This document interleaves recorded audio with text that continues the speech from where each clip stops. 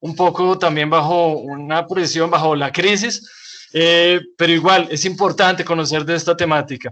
El tema entonces que vamos a trabajar durante el mes de febrero es el tema de la conservación biológica. Y para dar inicio entonces pues a este hermoso mes y a este año en este espacio de Tejiendo la Palabra, pues tenemos a unos invitados de primera línea. Víctor, ¿qué tal? Buenas tardes. Muy buenas tardes, David. ¿Cómo se encuentra? ¿Cómo va todo? Bien, bien, muy bien. Tenemos entonces un gran invitado para iniciar este mes, ¿no, Víctor? Sí, precisamente. Es una persona, creo que uno de los biólogos más famosos de Colombia, además un gran ser humano, sí, un gran amigo de muchos, un gran tutor para muchas jóvenes generaciones. Entonces es un placer para nosotros tener el día de hoy a Hugo Mantilla Meluc. Qué bien, qué bien. Bienvenido, Hugo. Buenas, ¿cómo están? Un saludo muy especial, Víctor, a ti, a toda la gente del equipo del Jardín Botánico. Vale, qué bien entonces que estés con nosotros. De verdad es un gusto para el Jardín Botánico y para este espacio tenerte aquí presente. Y bueno, pues sin más preámbulos, iniciemos, Víctor, la presentación de nuestro científico realmente del mes. Hugo Mantilla Meluc es docente de la Universidad del Quindío, es biólogo de la Universidad Nacional, con 2 titulaciones en la Universidad de Texas, dentro de su doctorado, una en Ciencias de la Tierra y la otra en Biología Sistemática y Evolución. También ha realizado 2 postdoctorados, uno precisamente en esa misma temática, Sistemática y Evolución, en la Universidad de Texas, y la otra en Sistemática de Mamíferos en la Universidad Nacional. Es fundador y director del Centro de Estudios de Alta Montaña, SEAN, en la Universidad del Quindío, con muchos reconocimientos y premios, entre ellos el último fue en el 2019, la medalla al mérito ambiental, Barón Alexander von Humboldt, precisamente con el gobierno alemán. También el premio en el 2014 Oliver Pearson, gracias al desarrollo de los estudios de mamíferos por la Asociación Americana de Mastozoología. Premio Ángel Nocturno, premio Vernon Bailey a la mejor presentación de mastozoología. Como él lo menciona, entre sus propias palabras, he estado trabajando por más de 2 décadas en entender patrones de biodiversidad en ecosistemas complejos, empleando los mamíferos como un modelo. Es para nosotros un placer tener entonces el día de hoy a Hugo. Entonces, Hugo, bienvenido. Esta es su casa, el jardín precisamente es un hogar, y pues además contento también de saber que hasta en libros para niños sales, compadre. Sí, pues Víctor, primero pues muchas gracias por esa presentación tan generosa, por la invitación, el Jardín Botánico, y aquí viene digamos como la parte, esta charla yo quisiera que fuera así, una charla que si bien tiene unos datos científicos, unos numeritos, unos modelos que yo voy a tratar de explicar aquí en esta tarde, quisiera que fuera digamos más bien como un llamado a la sensibilidad. Que es tal vez el aspecto más necesario en estos momentos que estamos viviendo todos.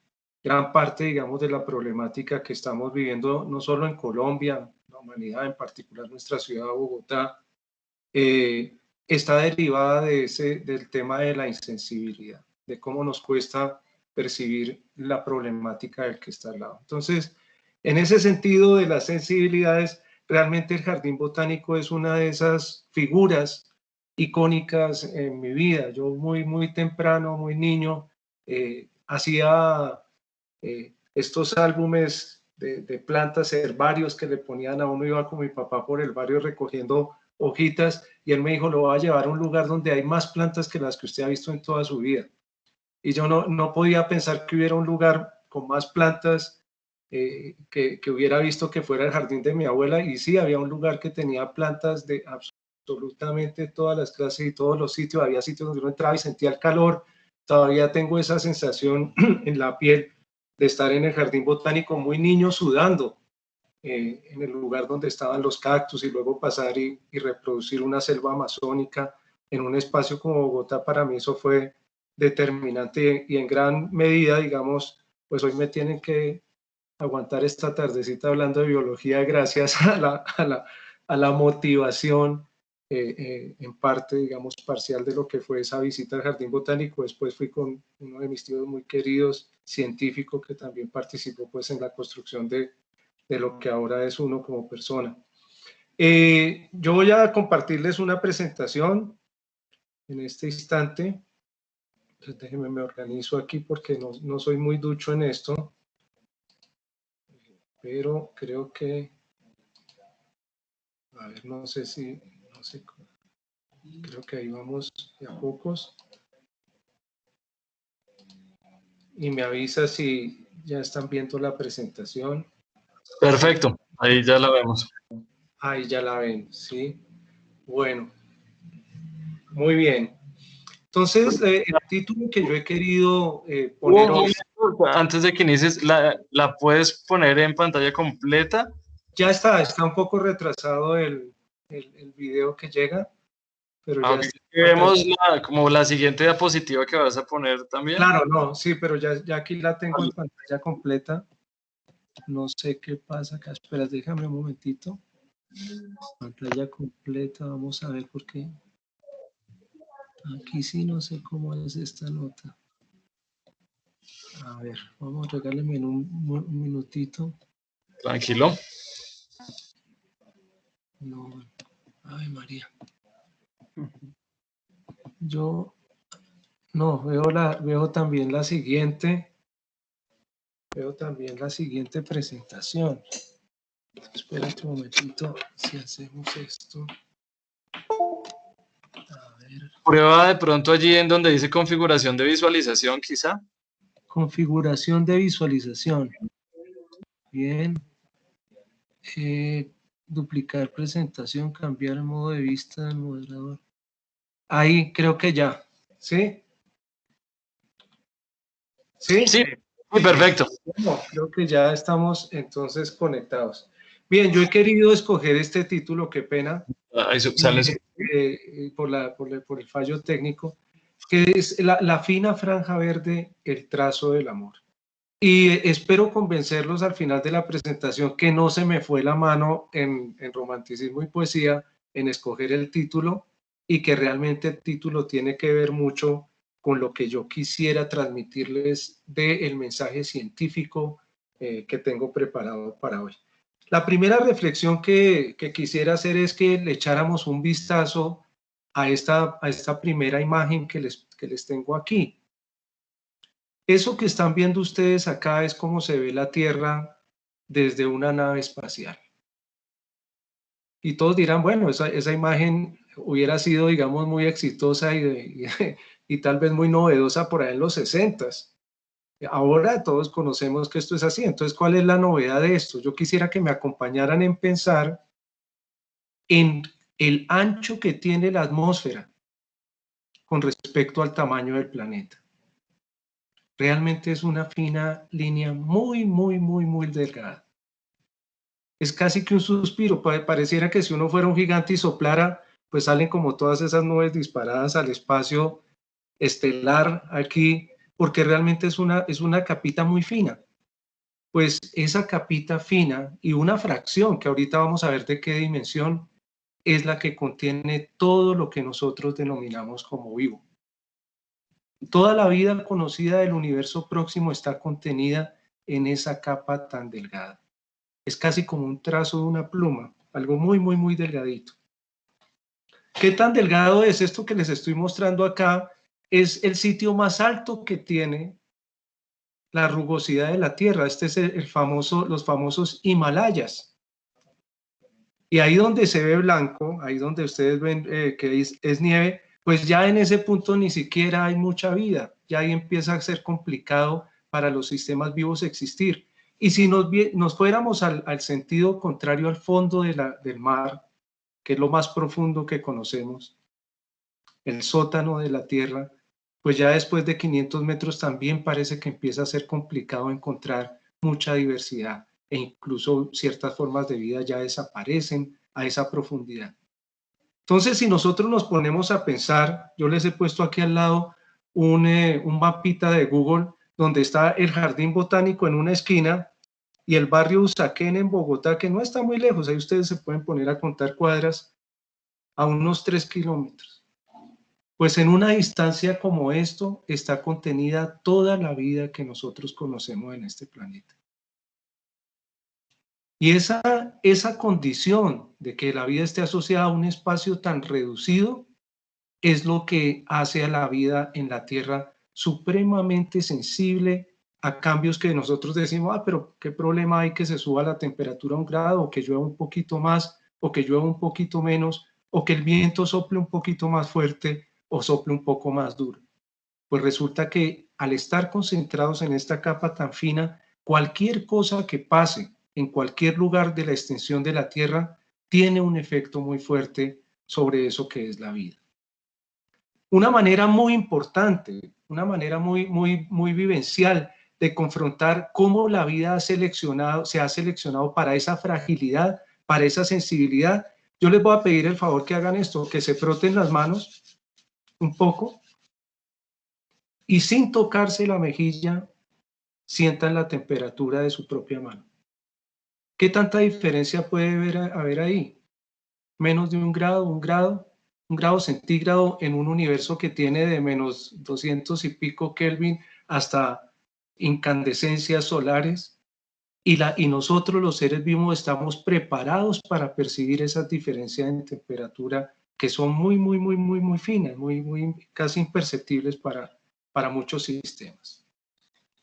Para que nos hagamos una mejor idea, póngale cuidado. Si la Tierra fuera un balón de basquetbol, pues esa capa que les he mostrado yo, que es como la atmósfera, sería como un conjunto de hojas de papel. Realmente es muy delgado, es una capa extremadamente fina. Y es por eso que pequeñas variaciones en la distancia que tenemos nosotros con respecto al Sol, de unos cuantos miles de kilómetros en la órbita de la Tierra, hacen que, por ejemplo, un compuesto como es el agua cambie de estado y pase de, si estamos un poco más lejos, se congele y esté en estado sólido, en estado de hielo en este caso, o si nos vamos a un poquitico más caliente, esa temperatura y esa energía hagan que el agua ya no esté en estado sólido, sino que tenga otras propiedades y esté en estado líquido. Y ese truco es supremamente importante porque esa variabilidad en el elemento más importante que tenemos en el planeta del que estamos hechos todos los seres vivos, que es el agua, más del 80% de lo que nosotros somos es agua, pues está afectado por la energía que llega de afuera del planeta de nuestro Sol. Cada 100.000 años el planeta se aleja, su órbita se hace un poco más como una elipse, se hace más elíptica, y en ese momento nosotros tenemos una condición que es más cambiante y entramos en periodos que son glaciares o interglaciares cuando la órbita se hace un poco más circular. Y eso ha modelado muchos aspectos de la vida en la Tierra. Entonces, en últimas, el primer mensaje que yo quisiera transmitirles, del cual se deriva el título de esta charla, es que esa delgada línea es muy sensible a los cambios de energía, y en particular porque en esa delgada línea tenemos un elemento como el agua que es cambiante, que tiene propiedades diferentes de acuerdo a esa energía. Pero ¿cuál es el truco extra que tiene la vida en la Tierra? Pues resulta que la vida en la Tierra tiene muchísimo que ver con el ciclo hídrico, es la que regula el ciclo hídrico. ¿Cómo lo hace? Por ejemplo, entonces a nosotros nos han enseñado casi que por cartilla que los páramos son los grandes productores de lluvia y de agua. Pues resulta que los páramos sí hacen su parte y que es muy importante, pero la verdad los grandes productores de nubes son los bosques, porque cuando llegan las goticas de bosque y pegan en la vegetación, se parten en millones se particularizan en millones de fracciones, y esas fracciones tan pequeñitas se evaporan muy rápido y crean todo un sistema que nosotros le hemos puesto el mejor nombre, se llama el bosque de niebla, y es lo que ustedes vieron aquí en estos videos. Entonces los páramos no funcionarían si no tienen un bosque debajo. Hacer una delimitación de un páramo y pensar que viven sin el bosque que está abajo, pues es una idea bastante errada desde el elemento simple del ciclo del agua, ¿no? Entonces, todo este planeta está conectado, es el mensaje de fondo que quiero transmitirles con esto. ¿Qué pasa ahí arriba? Pues sí, el agua que sube se condensa y se puede volver a su estado pues ya más estable, que es el sólido en nieve, o puede acumularse en forma líquida y empezar a escurrir. Y escurrirá de una manera o de otra dependiendo del suelo que tengamos y de las coberturas vegetales que nosotros tengamos de ahí abajo. Entonces ahí el mundo biológico está íntimamente relacionado con el mundo físico, o sea, realmente para el planeta Tierra no hay una diferencia, digamos, muy fuerte, ya sea por la energía o ya sea por los elementos que lo componen, pero esto está entrelazado, el mundo biótico y el mundo abiótico. ¿Y cuál es la buena noticia aquí para nosotros?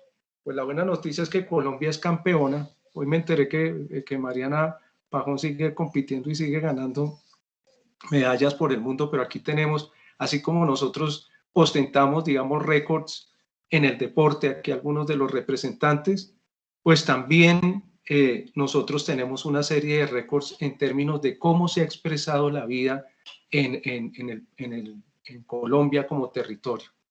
Entonces, Colombia tiene un montón de especies en varios grupos. Tenemos el primer número somos el país número 1 en especies de aves, de orquídeas, el tercero en palmas. Aquí está mal eso. La diversidad de Colombia en plantas es superior a todo el territorio africano y somos el cuarto país en diversidad de mamíferos, que es el grupo que yo estudio. Pero ¿qué significa toda esta diversidad que tenemos nosotros en diferentes grupos de plantas y animales? Esa diversidad es el resultado de elementos complejos. Porque la diversidad, primero que todo, requiere mucho tiempo. Y segundo, requiere un balance muy fino entre la estabilidad y la inestabilidad. Entre conexiones que permiten que haya flujo de información genética y aislamiento que permite que las cosas encuentren su propia identidad. Entonces, en Colombia realmente todos esos elementos se conjugan, empezando por tener energía y agua, al estar ubicados en el sitio, digamos, de mayor recepción de energía del planeta, que es el Ecuador, pero también miremos, nuestro territorio tiene una alta complejidad en términos de su geografía, y el efecto de los Andes es fundamental, partiendo el país entre zonas que son altas, donde la gente tiene que vestirse de unos modos. Hay plantas que son diferentes a las que tenemos en otras regiones que son bajas, donde hay otros regímenes de temperatura y de precipitación, y de ahí salen las famosas regiones naturales. Aquí les voy a mostrar 5 y falta una, que es la Guayana, que está representada, inmersa dentro de la Amazonía. Entonces, esta diversidad de ambientes podemos asociarla nosotros como a oportunidades para que las cosas adquieran una identidad. Yo voy a poner un ejemplo muy sencillito acá, como si tuviéramos este grupo de ardillitas y les ponemos diferentes tipos de ambientes. Pues si uno le da suficiente tiempo a esto, esas ardillas van a cambiar en pequeñas características o grandes características. Eso depende del tiempo y de la fuerza de la selección en cada lugar, pero como resultado vamos a tener diversidad. Y si a eso le sumamos otro elemento que es supremamente interesante, como el hecho de tener relieves, pues es que todos sabemos que no es lo mismo estar en Bogotá que estar en las tierras bajas en Melgar, o en Cartagena, o en el Chocó, o en los llanos orientales, o en la Amazonía. O sea, las condiciones son diferentes y cada una de esas condiciones diferentes es como si fuera una oportunidad para que acomodáramos diferentes formas de vida. Ese es el truco de la diversidad en Colombia, la alta diversidad en Colombia. Y aquí viene la parte que es más interesante, es que existe una relación directa entre la diversidad y el bienestar de los seres humanos. Nosotros como humanidad nos reunimos de tanto en tanto y nos planteamos un modo, digamos, de organización a nivel global que se espera que los países lo sigan. Y esas reglas de juego le hemos llamado los Objetivos de Desarrollo Sostenible. Entonces ahí están. Miren que todos estaríamos de acuerdo con esto, que no haya pobreza, que haya alimento para todo el mundo, que haya salud y bienestar de las personas y salud y bienestar de los ecosistemas de su naturaleza, que realmente ese es un solo concepto. De esas metas, de esos objetivos de desarrollo sostenible, hay unos que tienen que ver muy directamente con la naturaleza. Ese buen vivir depende de qué tanto cuidado le damos a la naturaleza. Déjenme mostrarles un par de ejemplos de esto. Y tiene que ver con las cosas que nos da la naturaleza. Nos da muchas cosas, algunas se pueden medir, algunas otras no. Yo les voy a hablar de las más obvias. Nos da provisión de alimentos, por ejemplo, y materiales para usarlos en la construcción, en la fabricación de elementos, como por ejemplo el algodón de la ropa. Incluso ahorita que estamos en la búsqueda de nuevas medicinas, pues la gran despensa, digamos, de oportunidades químicas para probar diferentes compuestos que tengan diferentes efectos, está en esa naturaleza. Pero la naturaleza nos da otro tipo de cosas que no son tan evidentes, pero son igualmente importantes. La naturaleza regula el clima, ya les di a ustedes un par de ejemplos de esto con el ciclo hídrico, y regula el ciclo del agua y la temperatura. Y ese es un beneficio que presta para nosotros. Mira lo que ocurrió ahorita en Providencia. Una tragedia increíble que es el resultado de unos desórdenes que hemos causado en ese gran beneficio que nos presta la naturaleza, que es darnos regulación. Hoy voy a enfocarme en una de esas cosas que nos da la naturaleza de una manera muy interesante, y es un proceso, el proceso de la polinización. Este es el segundo proceso más importante para que haya vida en el planeta Tierra después de la fotosíntesis. La fotosíntesis es el mecanismo químico, físico-químico por el cual las plantas capturan la energía solar, pegan moléculas y comen. Pues la polinización, después de eso, que sin eso no hay vida de ahí en adelante, después de eso la polinización es el segundo proceso más importante. ¿Por qué? Porque la polinización garantiza que las plantas se puedan reproducir. Una planta no puede salir corriendo y buscar a otra y darle un beso y un abrazo y enamorarla y generar planticas. Necesita agentes. Antes de que existieran los animales, ese trabajo lo hacía el viento, por ejemplo. Todavía muchas plantas se polinizan por el viento. Pero desde la aparición de las flores y el llamado de atención que hacen a los animales, la polinización se volvió un elemento supremamente importante. ¿De qué depende de la polinización? La reproducción, como hemos dicho, pero de la reproducción depende algo muy importante. De la reproducción sexual depende que las plantas puedan variar en su expresión. Entonces, mucha de la variabilidad que vemos en los jardines, en la naturaleza, esa que me mostraba mi papá, esa variabilidad viene dada en una gran medida de la polinización. Y si no tenemos polinización, pues no tenemos frutos. Si no tenemos plantas que sean viables, entonces, es decir, tampoco tenemos alimento. 1 de cada 3 cosas que ustedes se comieron hoy en su almuerzo, en promedio en el mundo, esto no es un dato solo para Colombia, tiene que ver con polinización que haya sido realizada por animales. 1 de cada 3 alimentos tienen esa característica. Y este es un servicio pues que también mantiene a la naturaleza en armonía, ¿no? Y esto es muy, muy, muy, muy, muy importante. Bien. La conclusión de esta parte es que pues la naturaleza, como ustedes ven, no simplemente presta un beneficio en observarla y disfrutarla en su belleza estética, en que nos genera ideas, nos da pistas de cómo funciona el mundo para generar radares o generar aviones. Todo lo que hacemos los seres humanos es copiar la naturaleza, sino nos da muchísimas cosas. Todo esto se llaman servicios ecosistémicos, servicios de la naturaleza, y recientemente les dicen, no, vea, no lo mire tanto desde la perspectiva de los humanos. La naturaleza se ayuda a sí misma, ella da contribuciones a sí misma. Entonces esto le llaman contribuciones de la naturaleza.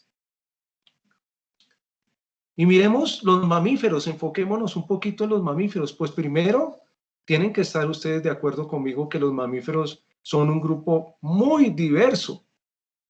Seguimos trabajando en la diversidad de los mamíferos.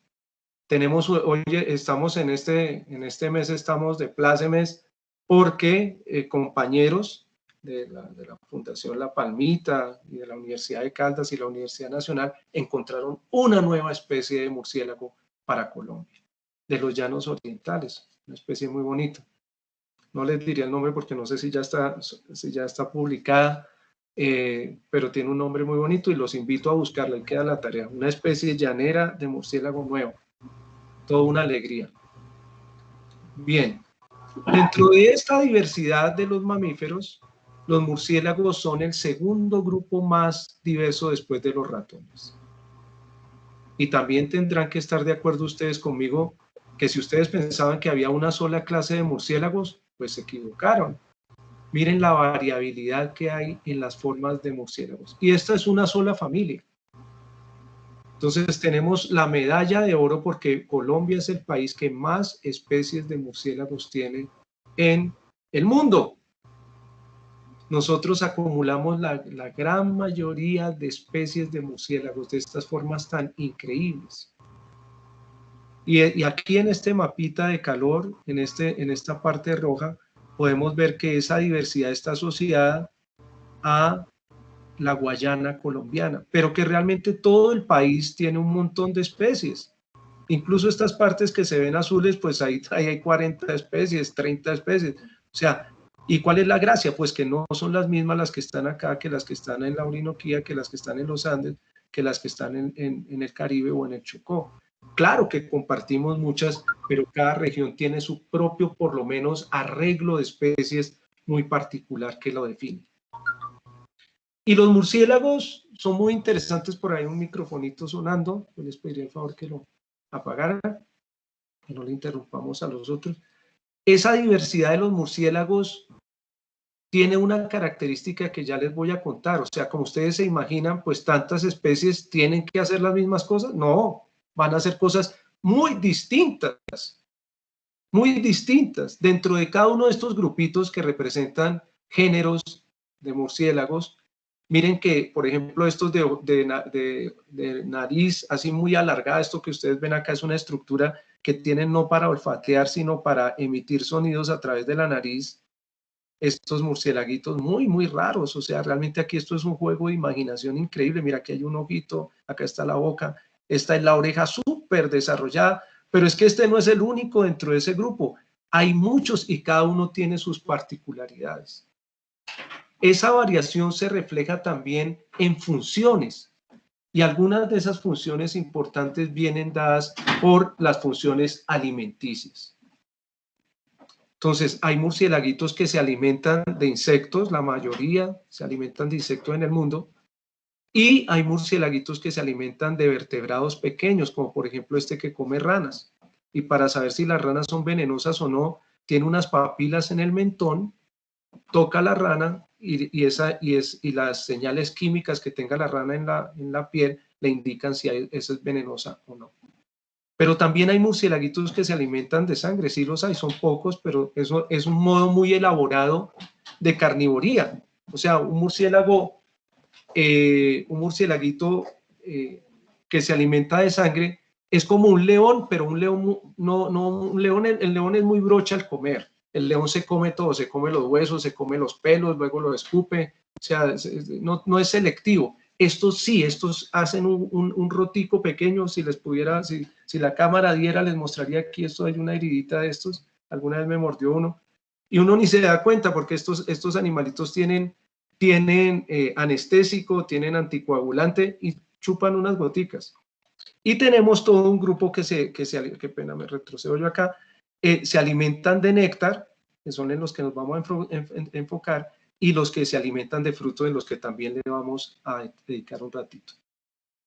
Entonces tenemos una alta variedad de características que los acompañan. Miren, estos son los cráneos, pues los cráneos obviamente cambian de acuerdo a la función que cumplen estos murciélagos.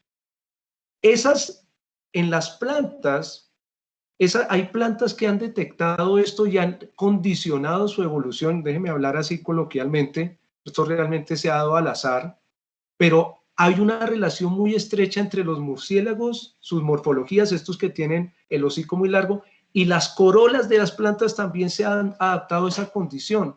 Cuando ese enlace amoroso se da entre las plantas y los murciélagos, le llamamos una quiropterofilia, amor por los murciélagos. Entonces miren ustedes que estamos realmente sí estábamos hablando de una fina línea Y sí estamos hablando de una historia de amor, de una quiropterofilia que enlaza historias evolutivas. ¿Qué tanto las enlaza? Yo les pido el favor que ustedes le presten atención a esta foto que viene. La morfología del cráneo del murciélago, la morfología del hocico, la morfología de los pelitos, la morfología de la lengua está completamente adaptada a la morfología de la flor. La hora en que sale el murciélago, su reloj interno que está aquí en su cerebro, está completamente coordinado con el reloj interno que tiene la planta para producir su néctar. La disposición de esta inflorescencia está adaptada al vuelo de este murciélaguito. Y si ustedes son pilos y se la pillan acá, pues esta estructura que lleva el polen de la flor toca al murciélaguito en la frente. Y yo les pregunto, ¿qué sucederá en la próxima vez que este murciélaguito llegue a otra flor de estas? Pues exactamente ese intercambio de polen se va a dar y aparece una historia de amor consumada en las plantas que podrán reproducirse. Entonces los murciélagos son increíbles polinizadores. Miren el hocico que tiene este. E imagínense, les voy a poner la tarea, imagínense la flor que utiliza. ¿Cómo sería? Entonces los murciélaguitos realmente al hacer esta polinización están trabajando para nosotros en hacer este vuelo. Además que son los organismos que tienen la memoria espacial más elaborada que conocemos en este universo. Ellos recuerdan exactamente cada flor, qué néctar tenía, de qué calidad era el néctar, dónde estaba ubicada, y todo esto lo hacen a puro radar. Yo conocí a un amigo alemán que trabajaba para el Instituto Max Planck y la Volkswagen, estudiando la memoria espacial de los murciélagos para diseñar sistemas de control de satélites que pudieran navegar sin la ayuda humana, por ejemplo, copiando la naturaleza. Estos murciélaguitos tienen un montón de adaptaciones. Miren ustedes, por ejemplo, los bigoticos que tiene este murciélago que les voy a presentar. Toda su carita está adaptada para consumir a estas flores. Ya vimos las lenguas, pero miren ustedes esta flor. ¿Qué se imaginan ustedes del hocico o la lengua del murciélago que tiene metida la cabeza en esa flor? Pues ya podrán ustedes imaginarse que o tiene un hocico que es muy alargado o tiene una lengua que es súper alargada como la que les voy a mostrar aquí. Este es el organismo que tiene la lengua más larga en relación al cuerpo. Anura fistulata, que la describió un amigo. Yo diría que él es norteamericano, ecuatoriano, Nathan Muchala. Y hay muchas plantas que han condicionado su evolución a los murciélagos y muchos murciélagos que han condicionado su evolución a las plantas. Y los hay en todo el mundo. Este, por ejemplo, no lo tenemos en Colombia, está en el Caribe, pero todos podemos adivinar que es un gran polinizador en ese baño de polen que se da. Y hay grupos muy específicos como los cactus, que también han evolucionado de una manera muy cercana a los murciélagos. Todas estas flores que aparecen en la noche pues tienen cara, no son muy coloridas, pero tienen olores bastante llamativos, tienen disposiciones muy especiales y los murciélaguitos han aprendido a utilizarlas de muchas maneras y cada una se ha ingeniado un mecanismo para que se cumpla esa magia de la reproducción y de poder, digamos, satisfacer también las necesidades energéticas de los murciélagos. Entonces aquí tenemos, yo les voy a pasar rápidamente varios ejemplos de murciélaguitos que son nectarívoros y que al ser nectarívoros, al alimentarse de néctar, cumplen con esta función muy específica de la polinización. ¿Cuál es el mensaje de fondo que quiero dejarles en esta parte de la presentación? Pues realmente si nosotros estamos hablando que la naturaleza tiene un papel de regulación de los elementos, por ejemplo, del clima, pues esa maquinaria biológica, realmente los piñones están compuestos es por las especies y no hay una especie que sea más importante que otra. Todas trabajan en conjunto y si tú quitas un piñón, pues la maquinaria empieza a desajustarse y no funciona de la misma manera. Las plantas tampoco pueden dispersar sus hijitos. Si una semilla cae al lado de una planta adulta, pues esa semillita que ni siquiera es una plántula, cuando crezca esa plántula va a tener que competir con un árbol gigante o con un arbusto ya desarrollado.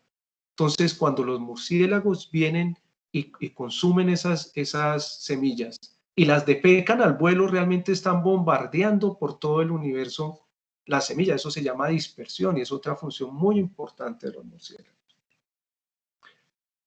Voy a dar un cambio un poco brusco aquí a la presentación, pero para hablarles de mapitas, que es mi otro tema, digamos, de interés. Y lo que les voy a mostrar aquí es uno de esos grupos de murciélagos que tienen esas lenguas muy largas, pero que tiene especies que están adaptadas a las zonas bajas, representadas por esta área clara aquí en la imagen a la derecha de su pantalla, y otros que están más adaptados a las condiciones de montaña, representados por esta área marcada en rojo, en su imagen de la izquierda. Entonces, los murciélaguitos de montaña, vamos a enfocarnos en ellos.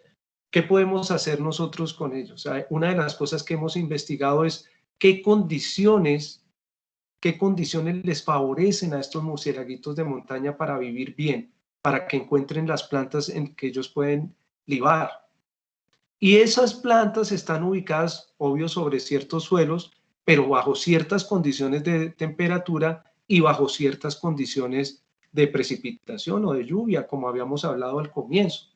Es decir, la casa de los murciélagos, que está representada en este mapa por esos colores, ¿sí?, está determinada, sus límites están determinados por condiciones que son, entre otras cosas, condiciones climáticas. Es decir, no todos los murciélagos se acomodan en el mismo lugar, se acomodan de acuerdo al clima que les favorece, donde encuentran sus recursos como dónde dormir, recursos como dónde comer. ¿Sí? Este mapa, ¿cómo se lee? En colores más oscuros, más rojizos, es donde el murciélago tiene su suite, ahí vive feliz. Y en colores más claritos, amarillos, ahí se acomoda, pero digamos sería como cuando lo mandan a dormir a uno a la sala. Se acomoda uno, pero no es como su cama. Esto que les voy a presentar yo a ustedes es lo que nos pueden ayudar a hacer los computadores. Los computadores toman estas condiciones del cambio climático y me van a pintar cómo es la casa del murciélago en lo climático en el futuro. Vamos a ver cómo es esa predicción. Esta es la del hoy, la que están viendo ahí es la del hoy. Y la que les voy a mostrar es la del futuro. ¿Sí lo vieron? Es una casa que se va a reducir. Lo voy a hacer otra vez para que ustedes tengan la comparación. Esta que van a ver es la casa del hoy y esta que les voy a mostrar es la casa del futuro. ¿Qué quiere decir? Que estos murciélaguitos van a perder una gran cantidad de sus casas o de sus ambientes que les son favorables debido a los efectos negativos del cambio climático. Como hay murciélaguitos en diferentes lugares y en diferentes rangos de montaña, les voy a mostrar otro ejemplo. Miren lo que le pasa a este le va peor. ¿Por qué? Porque las montañas son más empinadas y al ser las montañas más empinadas, pues lo que ocurre es que los efectos son más acentuados del cambio climático. Eso es algo que hemos entendido. Y eso es un problema, porque entonces, ¿dónde vamos a encontrar estos murciélaguitos? Y no solamente eso, bueno, se pierden los murciélagos, pero ¿de qué estábamos hablando? Estábamos hablando de los servicios ecosistémicos que prestan los murciélagos, entre esos el de la polinización, el segundo proceso más importante para el mantenimiento de la vida en el planeta. ¿Qué sabemos de las especies que conocemos en este grupo? Pues que muchas de ellas, que les voy a pintar aquí en otro color, se van a afectar de una manera muy importante en sus distribuciones. Y este es un mensaje pues muy preocupante para todos. Los murciélaguitos no son los únicos polinizadores dentro de los mamíferos. tenemos tenemos este animalito que es un carnívoro, pero que se pasó al bando de los comedores, se volvió vegetariano, por ponerlo así en términos coloquiales. Miren la lengua que ha desarrollado, este es el famoso perrito de monte, el quincayú, Otus flavus, y esos animalitos están siendo afectados por la acción humana de muchas maneras. Una de ellas, por ejemplo, esto me encontré, yo vivo en Armenia, ahí cerca donde yo vivo, un animalito de estos cruzándose por un cable de alta tensión, son animalitos arborícolas, pues ellos no diferencian un cable de alta tensión de una rama de un árbol, simplemente están viendo la oportunidad de moverse entre árboles en un sitio que cada vez es más alterado y murió. Pero hay muchas afectaciones, los pesticidas, aparte de la deforestación y muchas otras cosas. Y ya casi para terminar, hemos estado trabajando en un país que es más fácil de entender porque es más sencillo en términos de su geografía, pero más complejo en términos de su clima, es Paraguay. Esto que ustedes ven acá es el mapa de Paraguay. Entonces les voy a ayudar a leer toda esta cantidad de mapas. Este mapita que está acá en la esquina superior izquierda, es que no tengo cómo señalarlo ahí, ese que señalamos ahí, ese mapita es de la diversidad de murciélagos en el hoy.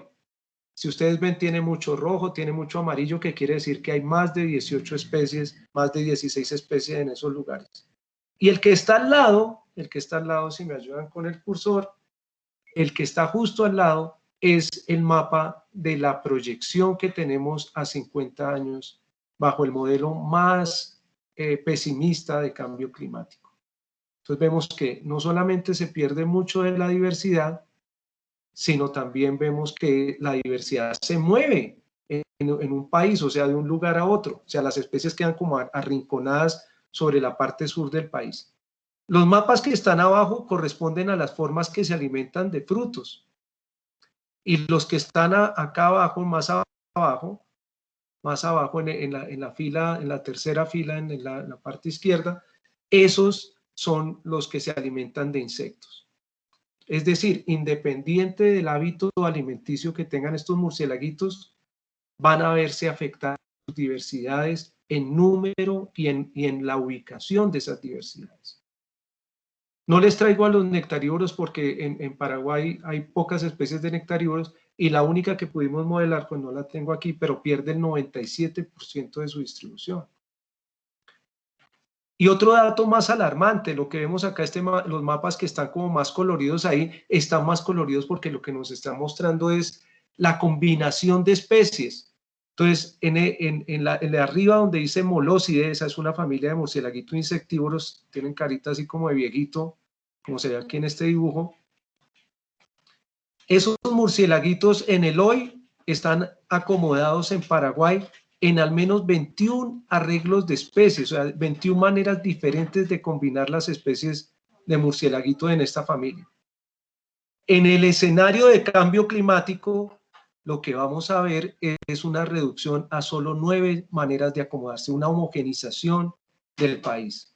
Y eso parece que es un patrón para todas las familias. Estos que también son insectívoros en la familia Vespertilionidae pasan de 37 arreglos a solo 13. Miren la homogenización. Y los que se alimentan de frutos o de néctar, que están en esta familia que se llama Phyllostomidae, pasan de 60 arreglos a solo 6. Esto tiene muchas implicaciones negativas, porque yo les cuento, si eso es en ese país que es más sencillo en su geografía, ¿qué pasará en Colombia? Este es un mapa de la riqueza de especies de murciélagos nectarívoros en Colombia, en lo que estamos adelantando el mismo tipo de análisis. Y los resultados también son preocupantes para Colombia, porque tenemos arreglos que son más complejos en regiones que van a ser afectadas. Y hay muchos animalitos que van a ser afectados, sobre todo en los Andes, muchos de estos que se alimentan de néctar. Entonces, si perdemos estos murciélaguitos, perdemos los beneficios que ellos nos derivan, que se llaman los servicios ecosistémicos. Y es como un círculo vicioso, si ustedes se dan cuenta, porque el clima determina dónde están los murciélagos, pero las funciones que cumplen los murciélagos en el mantenimiento de la vegetación y en el mantenimiento del ciclo hídrico a través de la vegetación, a través de los murciélagos, es una rueda que se cierra sobre sí misma. Y entonces, entre peor le vaya a los murciélagos, más mal le va a ir al clima y más mal le va a ir a los murciélagos. ¿En qué termina esto? En una palabra que yo no quisiera mencionar, pero me toca. Estamos previendo colapsos de ecosistemas, puntos de no retorno, sitios en los cuales ya no, por más de que intentemos hacer, ya no vamos a tener una condición de regreso. En este momento estamos viviendo una pandemia y como estamos todos con dificultades monetarias, de trabajo, pendientes de la enfermedad de pronto de algún familiar o simplemente porque no podemos salir y hacer la fiesta o ir a tomarnos una cerveza con los amigos o charlar con la gente en un café, se nos ha olvidado de dónde es que vino ese problema. Y tristemente, ni siquiera esa condición tan extrema, tan difícil que nos ha tocado vivir, ha sido capaz de concientizar a las personas sobre la importancia que tienen cuidar a la naturaleza, prestarle atención a la casa donde vivimos, a esa fina línea en la cual es el único lugar del universo donde sabemos que hay vida hasta ahora. Si no tenemos unos ecosistemas que sean saludables, pues no tendremos sociedades que son saludables en ninguna de sus manifestaciones. Y no quisiera dejarlos con un mensaje desesperanzador, pero sí quisiera tocar la sensibilidad de todos ustedes, sobre todo de los jóvenes que tienen la posibilidad de darle un vuelco a la visión del mundo. Hace unos días había una noticia, los invito a revisarla, de que iban a cerrar una pequeña empresa de videojuegos en la bolsa de valores y feriaron las acciones. Y se juntaron los jóvenes de todo el mundo y cada uno puso un centavo y le hicieron que la empresa que estaba tratando de quebrar esa compañía perdiera $2.000 millones y le dieron el vuelco a la bolsa de valores de Nueva York. Chévere por los videojuegos. Digo, ¿y será que no podemos hacer algo por la vida? ¿Será que no podemos hacer algo por la salud de los ecosistemas, por la salud humana, por el bienestar? Yo creo que sí. Yo creo que sí. Con este mensaje cierra esta charla de una fina línea que se hila a través del amor entre la vida. Muchas gracias.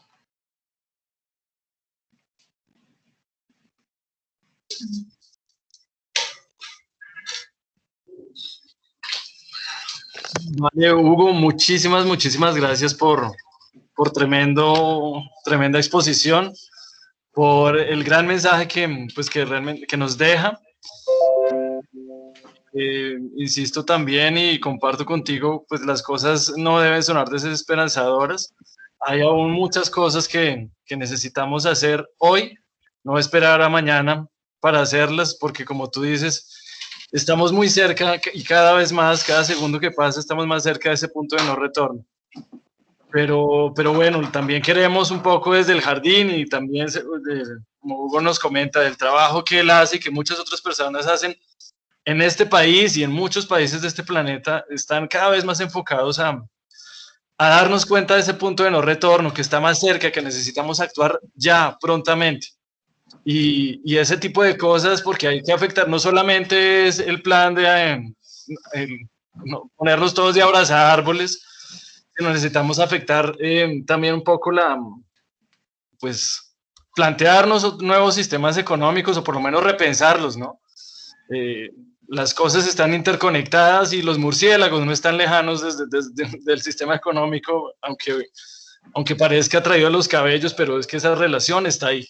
Esa relación está ahí. ¿Cuántas personas no viven de la polinización? ¿Sí? Que se comercia, digamos, o aparece en el mercado en Wall Street o en la bolsa de Colombia, en la que sea, ¿no? De verdad, muchísimas gracias. Qué sorprendente el trabajo que realizas. Es un grupo que, bueno, no es tan carismático, pero no se trata de si es bonito o es feo, ¿no? No se trata de verlo solamente desde ese punto de vista, se trata realmente de que son seres vivos y que necesitamos entender que compartimos realmente un espacio. Entonces, de verdad, muchísimas, muchísimas gracias. Víctor, adelante.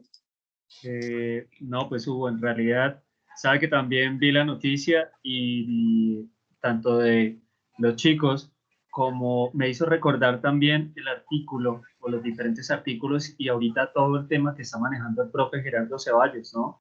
De Stop Extinction.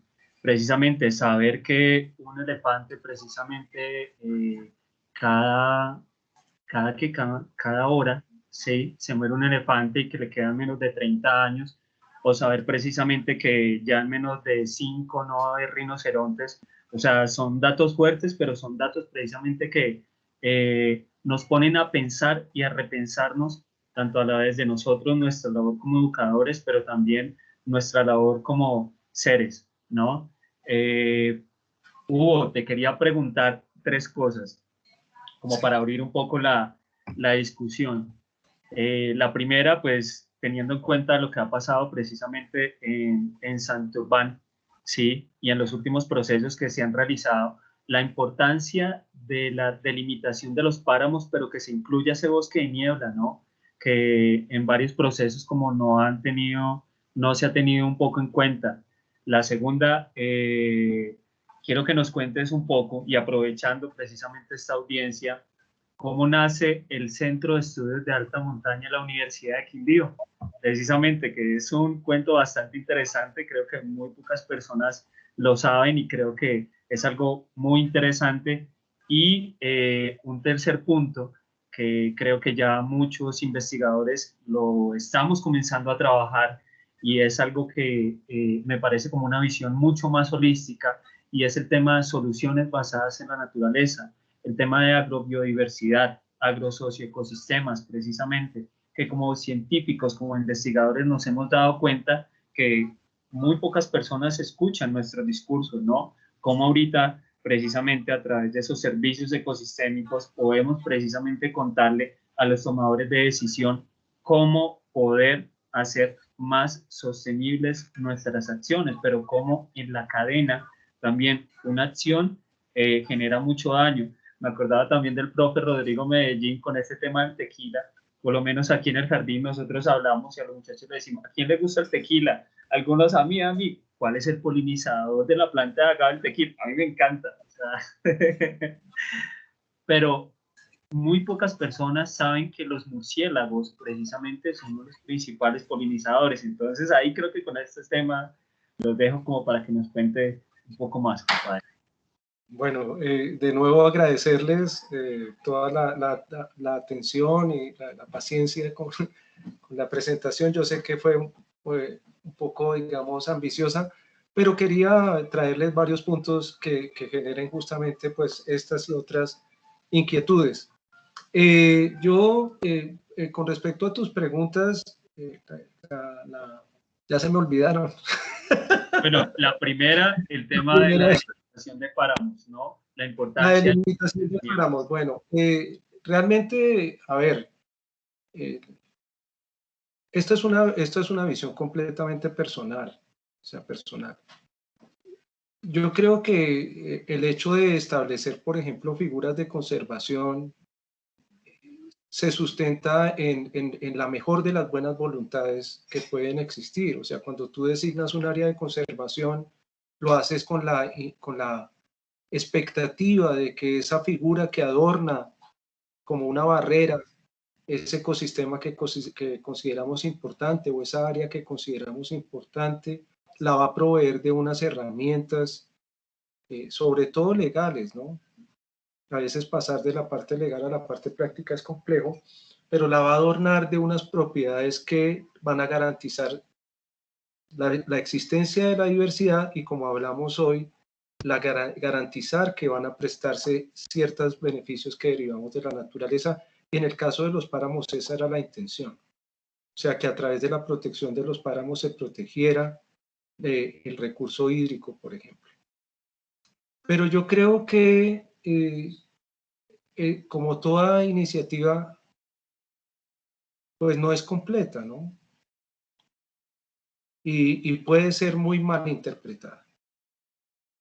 Entonces, la primera mala interpretación que debemos evitar a toda costa es que se traduzca el hecho de que si bien los páramos tienen una importancia capital, ningún páramo funciona por sí solo.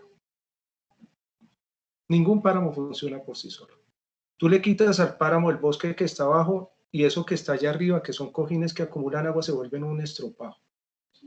Simplemente por un hecho, mira, la velocidad del viento. Cuando tú quitas la cobertura vegetal, aumentas la variación en temperatura entre la superficie de la Tierra y la atmósfera, y eso hace que el viento ascienda por las montañas a una velocidad tal que no hay cobertura de frailejones o de todas las ericáceas y otras plantas que hay arriba, que son las que realmente recogen esa humedad. Pasa demasiado rápido y lo que está ahí arriba se vuelve un estropajo, una esponja seca. ¿Qué es lo que pasa? Pues que no le hemos invertido suficiente a entender el balance hídrico del páramo, y ahorita el Instituto Humboldt está haciendo estudios muy interesantes en compañía con el Jardín Botánico de Londres, y ahí está nuestro gran amigo Mauricio Díaz Granados estudiando balances hídricos de páramos, y la gente de la Universidad Nacional de Antioquia, o sea, hay varios profesores, el profesor Tobón, o sea, estudiando este tema de realmente cómo es que funcionan los páramos. O sea, nosotros tenemos que tomar medidas, pero la realidad es que no tenemos todos los elementos. Entonces, no podemos salir a defender, digamos, una política cuando sabemos que detrás hace falta, digamos, un montón de información que todavía no hemos generado. Y que la verdad, estos sistemas, y esto no solo opera para el casorio, para la pareja ineludible, amorosa, páramo-bosque altoandino, sino que si tú quitas el bosque altoandino y el páramo, inmediatamente pierdes la Amazonía. Y te cuento un ejemplo, o sea, hace 2 años con mi compañero Federico, hace un año, perdón, larguito, con mi compañero Federico Mosquera, la gente de la Fundación Umacha, tuvimos que ir a rescatar delfines en el Arauca Vibrador, porque se habían quedado encallados en los sitios donde se alimentan los delfines, porque el río se bajó demasiado rápido y una mamá delfina se quedó atrapada ahí. ¿Y por qué se bajó el río demasiado rápido? Porque arriba no llovió como debería llover. Entonces, que la miopía en no ver las relaciones nos lleva a tomar decisiones que son desacertadas. Entonces, aquí todos estamos adornados de las mejores buenas voluntades, pero la realidad es que faltan pedazos en ese rompecabezas. Eso es lo primero. Y con eso resuelvo tal vez una parte de la segunda pregunta, de por qué surge el Centro de Estudios de Alta Montaña. A mí alguna vez me preguntaron que si yo hiciera el paralelo entre el cuerpo humano y los ecosistemas, ¿dónde pondría las montañas? Las montañas son como el cerebro. Las montañas están encargadas de la regulación. Nosotros vivimos en un país donde el 70% de las personas vive en montañas. Los más montañeros de todos no son los paisas, son los bogotanos que viven a 2.600 metros sobre el nivel del mar, más cerca de las estrellas. Somos los montañeros por excelencia. Y Cali es Cali, lo demás es Loma. Cali está a 1.000 metros sobre el nivel del mar. A 1.000 metros en Suiza hay nieve. Entonces, el tema de que es un país que no se ha entendido bien en su condición de que o mucha gente vive en la montaña, o la gente que vive en Cartagena, en Buenaventura, en los llanos orientales de la Amazonía, en la Guayana, depende intrínsecamente de lo que suceda en los ecosistemas regulatorios de montaña, que es además uno de los sistemas que encierra, por su complejidad estructural, esta que vimos de ser como un edificio con varios pisos, encierra una de las mayores diversidades. Entonces, por elementos económicos, por elementos culturales, por elementos históricos, por elementos biológicos, los sistemas de montaña merecerían siempre haber tenido un instituto y haber tenido un centro que se dedique al estudio de esos sistemas. Nosotros hemos tomado, digamos, la vocería en una parte pequeñita, no nos interesa monopolizar y agarrar todo, no. Queremos trabajar en el Quindío. ¿Y qué tenemos ahí? Hemos desarrollado el programa más importante que en este momento se está desarrollando en cambio climático en el país, con la gobernación del Quindío y su Secretaría de Agricultura. hemos logrado poner herramientas tecnológicas que no se habían implementado en ningún lugar del mundo para justamente medir no solamente los servicios de la naturaleza, sino también entender la información hidrometeorológica que afecta a esos servicios y cómo eso determina rutas de lo que tú decías, la tercera pregunta, de cómo podemos nosotros orientar mejor nuestras economías en una manera menos agresiva con el ambiente, favoreciéndonos mutuamente ambientes, sistemas productivos. Sí se puede, pero no se puede trazando una línea sobre la montaña, requiere un poquito más de imaginación. Son muchas líneas las que hay que trazar, en muchas direcciones y muchas dimensiones. Y eso solo se puede hacer, digamos, con la participación de todos. Nosotros trabajamos con los sectores productivos, trabajamos con el gobierno y ponemos al servicio la academia. La única finalidad que tiene el Centro de Estudios de Alta Montaña es restituir el papel de las universidades, los centros de estudio, los centros de pensamiento en la toma de decisiones. Qué bonito hubiera sido, por ejemplo, enfrentar esta pandemia con un poco más de ciencia y menos de ambición. No habría tantos muertos. Hubiéramos podido resolver mejor esta problemática tan seria. Total, total, Hugo. Hugo, por aquí precisamente tenemos varios comentarios, se los vamos a leer y creo que unas preguntas. Dice a Paola Mateo, muchas gracias y muy interesante y concientizante. Cindy Marulanda, excelente presentación, muchas gracias. Didier Quimbayo, vaya, muchísimas gracias por darnos este mensaje, su merced. Peirney dice muchísimas gracias al profe Hugo y al Jardín Botánico. Por favor, poner las charlas en su canal de YouTube para que puedan trabajarse sin estudiantes. Saludos. Sofía Riaño, muchísimas gracias por esta charla, qué buen mensaje, se puede. Sonia Mezquita nos pregunta, ¿cuál sería tu mensaje para todos aquellos que quieren ayudar en este tema de la conservación y en el camino encuentran tantos obstáculos para llevar a cabo su labor?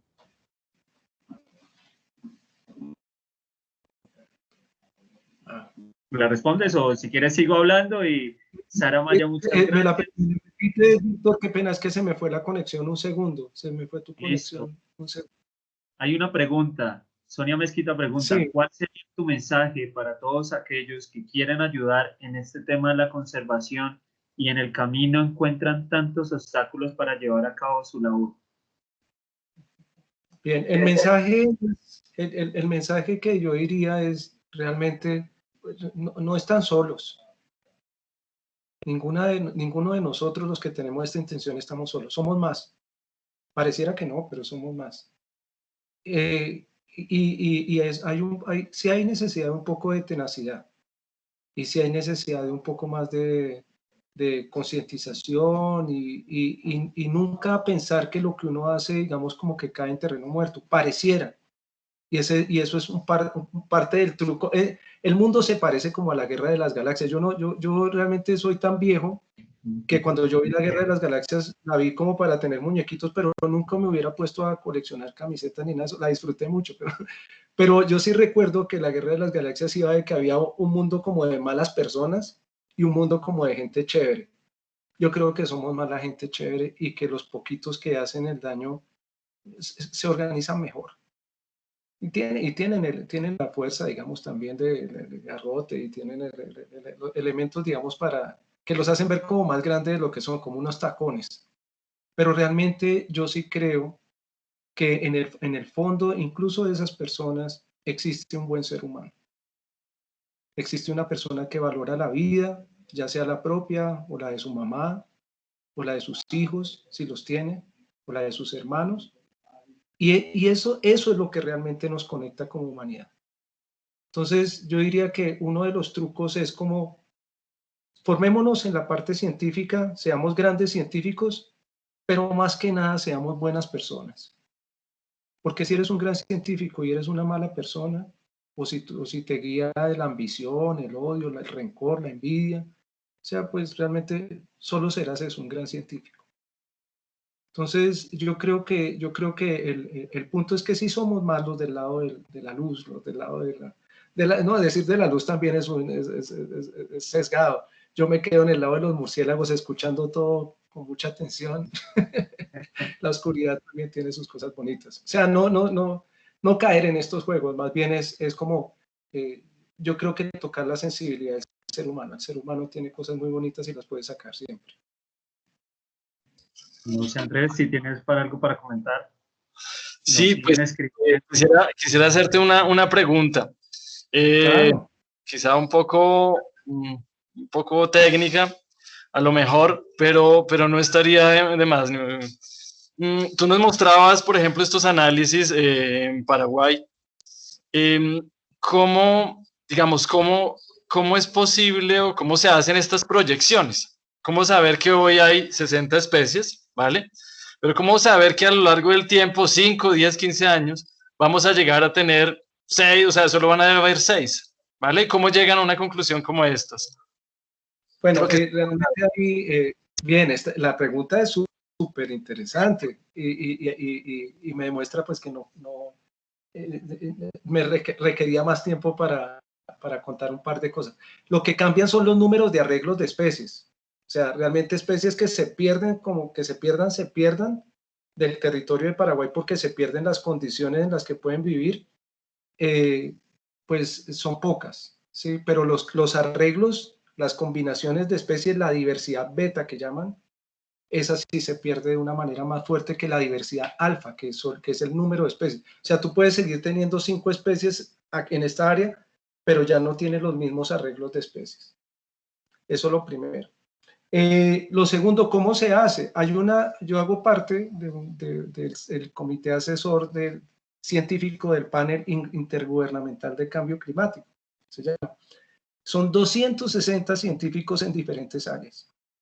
Los que trabajan con agua, los que trabajan con... Tengo amigos que trabajan esto, a qué velocidad se deslíen los cristales tipo C48B, no sé qué, si les metes 1 o 2 grados más de temperatura.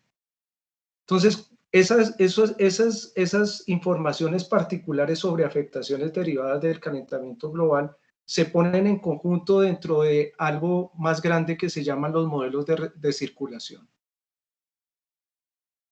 Recirculación. Esos modelos varían en optimismo y tienen en consideración no solamente datos climáticos para los cuales se hacen proyecciones como con algoritmos matemáticos, se hacen algoritmos también para ver la proyección del desarrollo, por ejemplo, tecnológico. Si vamos a desarrollar tecnología que nos permita, por ejemplo, usar menos petróleo y emitir menos gases, por ejemplo.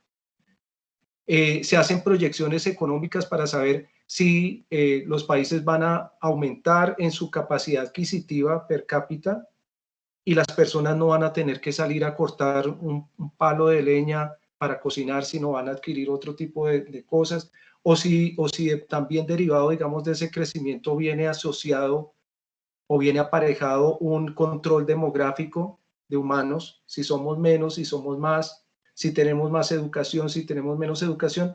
Todos esos se llaman los famosos modelos de recirculación, los RCP.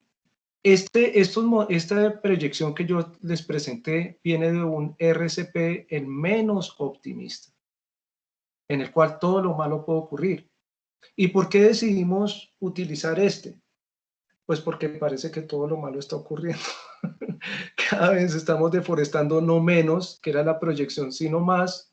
En Colombia, 32.000 hectáreas en un año en Piedemonte Amazónico, pues, ¿cuándo se imaginó eso? Y tú dices, vamos a parar porque estamos en pandemia, ¿qué va? Eso se triplicó. Un cambio en la economía con menos ganadería, con menos monocultivos, mentira, cada vez más soya para el caso de Paraguay, cada vez más palma aquí, cada vez más, o sea, estamos perdiendo capacidad de regulación. Entonces, las proyecciones sí son, digamos, evaluadas en muchos sistemas del mensaje de fondo, o sea, sí siguen un protocolo matemático y son proyecciones, nadie sabe lo que va a pasar.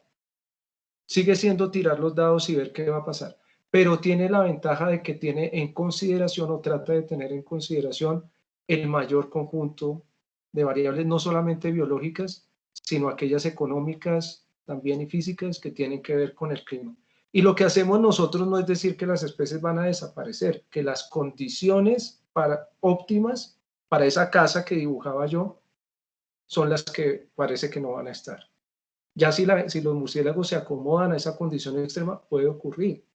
O si esa condición extrema nunca llega a suceder, ojalá estemos muy equivocados, pero sí nos corresponde hacer el llamado de atención, y es un llamado de atención que no por el hecho, digamos, de dorar la píldora frente a alguien vamos a decir que no es grave. Es grave, es muy grave. Y una de las salidas que tal vez no le ayuda a los murciélagos es que los murciélagos sí participan, digamos, en la generación de zoonosis, como esta. Y cuando tú cambias los arreglos de especies y pones esta especie que no tenía nada que ver en esta área a convivir con otra, estás generando un riesgo de cosas que no sabemos cuál va a ser la salida, cuál va a ser el output. Entonces, los que se piensan que esta es la última pandemia que va a ocurrir, pues yo creo que son muy optimistas, porque realmente esto lo que nos está mostrando es una tendencia de cosas que van a ocurrir con más frecuencia. Ok, muchas gracias por tu respuesta, ¿verdad? Muchas gracias. Y bueno, sí, hay mucha tela que cortar con esto. Pero hay otra inquietud. Mire, Didier Quimbay nos pregunta, nos comenta lo siguiente, dice, hay muchas personas que viven en el territorio nacional donde a veces este tipo de iniciativas o mensajes y reflexiones pues difícilmente llegan, ¿no?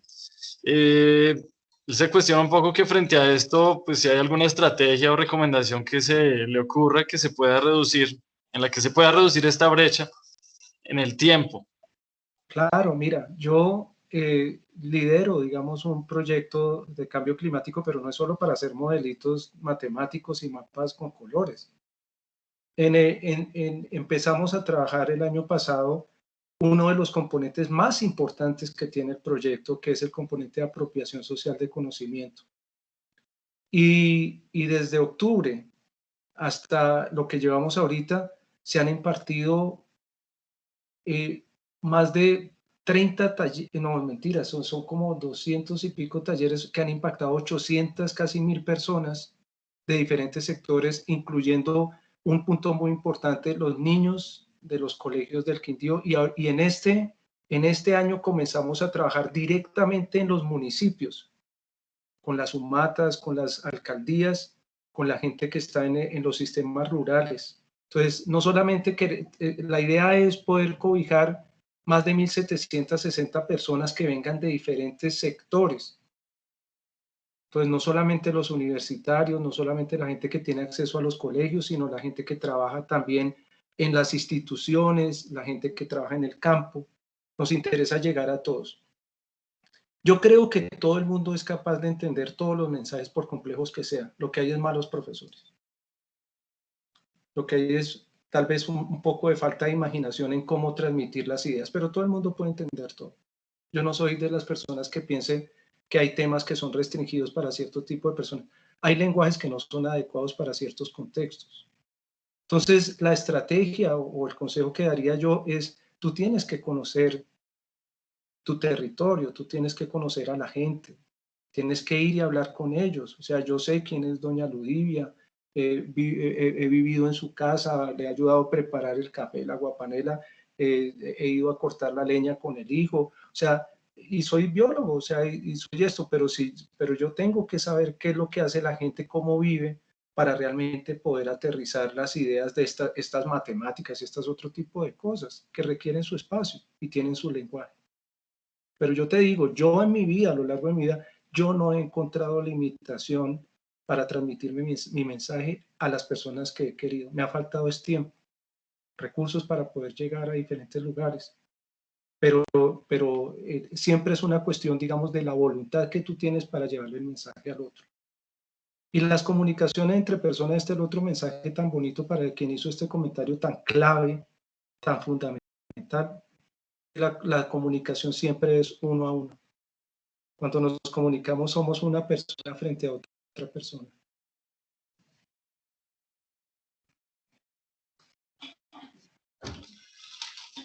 Vale. Hugo, muchísimas gracias de verdad por el tiempo. Y bueno, no sé si quizá para despedirnos puedes compartirnos una anécdota justamente de este trabajo de llegar a la comunidad. Uy, hay muchas, muchas anécdotas derivadas de esto. Bueno, yo les cuento una, o sea, cuando estaba más pollito, que trabajé en la Amazonía, eh, venía yo de un viaje largo por el río, venía súper seco del sol, de estar todo el día, yo no sé cuántas horas ahí, pues no había donde aguarecerse, una canoita, una quilla y ese sol, y al final llegamos a donde estaba. Y apenas llego yo, pues me invitan a comer, y voy yo directo a una coca que había con un líquido rojo. Pues este era el famoso tucupí, que es un picante así, y me echo yo esa taza de ají.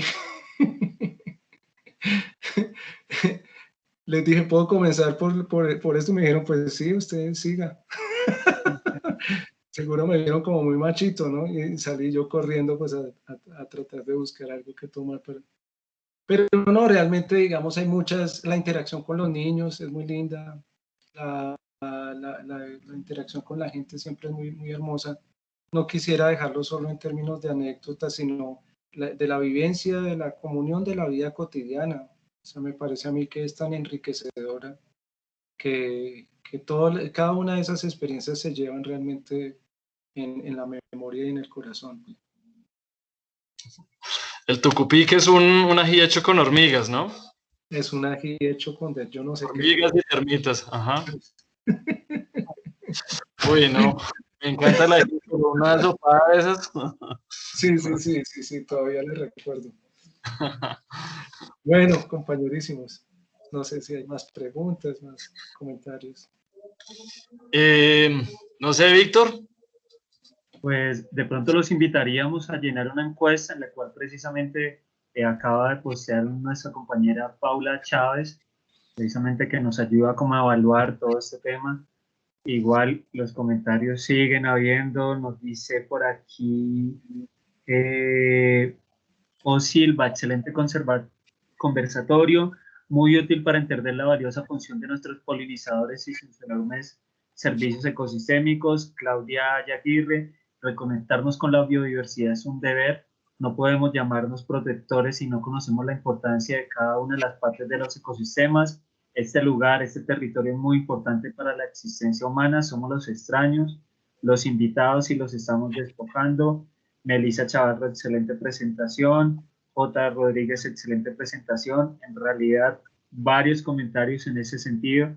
Igual, Hugo, te agradecemos el tiempo, la disposición y, hermano, como siempre, esa posibilidad de escuchar un mensaje diferente, pero un mensaje que cale, un mensaje que mueva conciencias y a la vez desde la pasión de esos bichos, como decía Andrés, de esos animales que a pesar de que a muchas personas no les gustan, son unos animales valiosos para los ecosistemas. Entonces, Hugo, en realidad, supremamente agradecido. Esta va a ser, para los que todavía están conectados, más de 27 personas, más de 30 personas. De aquí para allá vamos a tener muchas más presentaciones en temas muy importantes: biodiversidad, servicios ecosistémicos, especies amenazadas, visiones campesinas, también dentro de las diferentes semanas que hemos preparado para ustedes, para ese público que nos acompañan en cada Tejiendo la Palabra.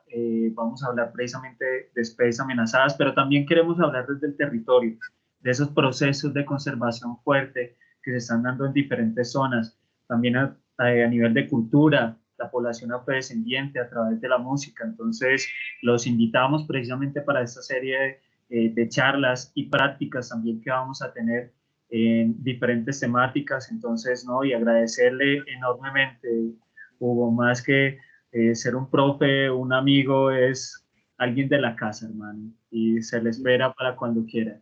No sé si algo Muchas gracias. más. Seguro que quiero regresar al jardín.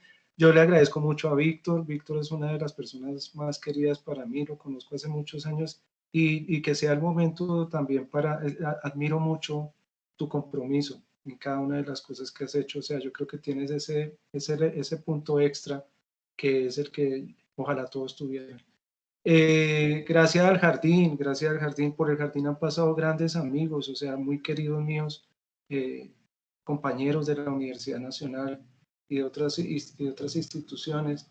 Es un lugar maravilloso, yo invito a la gente a que lo visiten en la medida de las posibilidades y también los invito a que se cuiden mucho, o sea, realmente vienen situaciones muy complejas con respecto a, digamos, a las dinámicas epidemiológicas, que esto trae un mensaje de fondo, y es que la gente, los que estudiamos mamíferos, uno de los puntos más fuertes es el tema de la zoonosis y las epidemias. O sea, y realmente les digo una cosa, hay que informarse un poco más, porque la normalidad no es el deseo de la normalidad.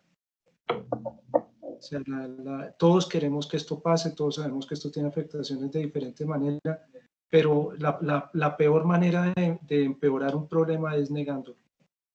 Y yo creo que un poco eso ha sucedido. Entonces, es muy importante que todos, si aquí están escuchando, si este mensaje lo llegan a escuchar tomadores de decisiones, me parece a mí que harían una gran labor en su vida como seres humanos si logramos empujar un poco más de solidaridad. Los problemas de epidemia no dependen únicamente de las personas, de la voluntad de las personas, de que cada uno se ponga el tapaboca o lave la mano, sino dependen de los manejos que demos desde una administración. En este momento es que se mide, en estos momentos difíciles, es que se mide si un gobierno es generoso, si un gobierno es solidario, si un gobierno es caritativo, si un gobierno es cuidadoso de su gente o no.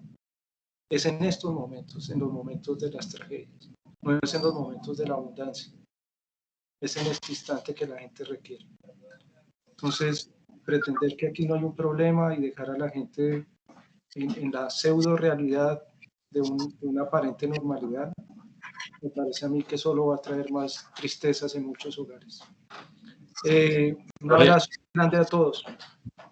Hugo, muchísimas gracias nuevamente. Aprovecho dos cositas para terminar. La primera es recordarles a todas y a todos que durante este mes entonces vamos a tener las charlas por esta plataforma, por Teams, y que pues la subiremos posteriormente a nuestra página de Facebook para quienes no puedan atenderla en vivo, desde luego puedan acudir a ella en el tiempo que tengan disponible.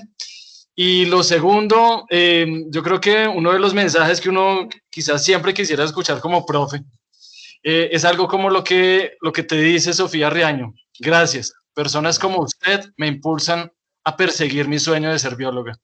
Hugo, muchas gracias. Muy buena vida. Nos veremos prontamente. Muchas gracias a todos. Muchas gracias. Muy buena tarde. Pásenla bien. Nos vemos estos días en Tejiendo la Palabra. Buenas noches. Buenas noches.